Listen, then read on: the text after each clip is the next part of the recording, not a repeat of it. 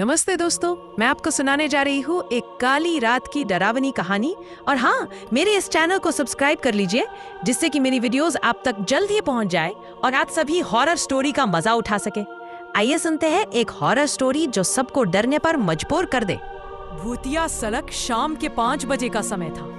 अंधेरा धीरे धीरे पहाड़ों के बीच घिरने लगा था।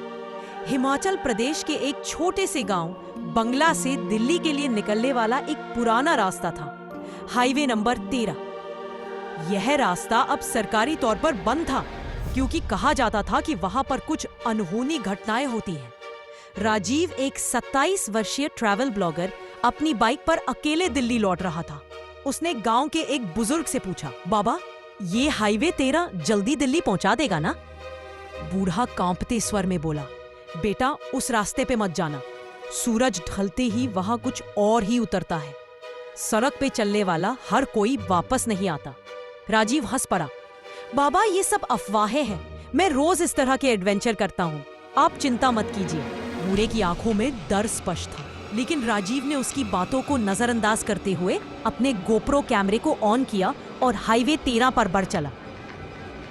हाईवे पर कोई भी वाहन नहीं था, न कोई दुकान, न ढाबा, सिर्फ जंगलों से घिरा एक सुनसान रास्ता और मोटरसाइकिल की आवाज। राजीव कैमरे में बोल रहा था, तो दोस्तों, आज मैं आपको दिखाऊंगा इंडिया की सबसे डरावनी सड़क। मेरे साथ जुड़े रहिए। जैसे जैसे सूरज डूबने लगा, हवा ठंडी और भारी हो गई। पक्षियों की आवाजें बंद हो चुकी थी। पेड़ों की छायाएं अब साए जैसी लगने लगी। अचानक उसकी बाइक के आगे एक महिला खड़ी दिखी। सफेद साड़ी, खुले बाल और चेहरा ढंका हुआ। राजीव ने बाइक रोकी। मैडम, आप ठीक हैं? महिला ने कोई उत्तर नहीं दिया। अचानक वो हवा में गायब हो गई। राजीव पीछे मुड़ा, कुछ नहीं। उसका दिल जोर जोर से धड़कने लगा, लेकिन उसने सोचा कि ये उसकी थकावट का असर है। उसने फिर बाइक स्टार्ट की और चल पड़ा। रास्ता खत्म ही नहीं हो रहा था। जीपीएस बार बार गड़बड़ कर रहा था।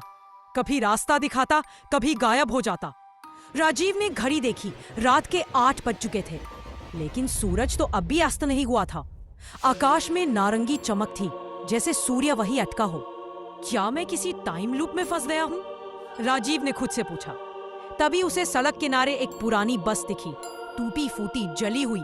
उस पर लिखा था दिल्ली डिपो 2001। जिज्ञासावश उसने बाइक रोकी और बस के अंदर झांका। अंदर की सीटों पर कुछ लोग बैठे थे, चुपचाप, जैसे मोम की मूर्तियां हो। अचानक उनमें से एक ने धीरे से गर्दन घुमाई और राजीव की ओर देखा। आंखें बिल्कुल काली, कुओं-पुतली नहीं। राजीव घबरा गया और बाइक की ओर भागा। बाइक स्टार्ट हुई, लेकिन इंजन झटके खाने लगा। वो किसी तरह वहां से निकला और तेज रफ्तार से आगे बढ़ा। 1 घंटे की रफ्तार के बाद भी वही पेड़, वही मोड़, वही board. Highway 13, Delhi 142 kilometre. Rajiv को लगा कि वो पागल हो रहा है। पेट्रोल खत्म होने को था। फोन की बैटरी भी लो थी। तभी एक ढाबा दिखा, टिमटिमाती बत्तियां, पर अंदर रोशनी थी। राजीव ने राहत की सांस ली और अंदर गया। वहां 3 लोग बैठे थे, एक बूढ़ा ढाबे वाला, एक अधेड़ उम्र का आदमी और एक लड़की। राजीव ने पूछा, भाई साहब, ये सड़क दिल्ली क्यों नहीं पहुंचा रही? बूढ़ा हंसा, एक अजीब डरावनी हंसी। बेटा, अब तुम भी आ ही गए हो। इस सड़क से कोई वापस नहीं जाता, यहाँ सिर्फ आत्माएं चलती हैं। लड़की ने धीरे से कहा, मैं भी 3 साल पहले इसी सड़क पर आई थी, अब यहाँ की हो चुकी हूँ। राजीव के पीछे से किसी ने दरवाजा बंद कर दिया। जैसे ही वो मुड़ा, वहां कोई नहीं था।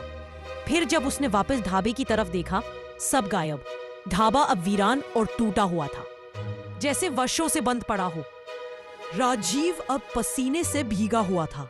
उसकी समझ में नहीं आ रहा था कि वो सपना देख रहा है या हकीकत। रास्ते में उसे एक पुराना बंगला दिखा, भारी लकड़ी का गेट, टूटी खिड़कियां। कोई और चारा ना देख वो अंदर चला गया।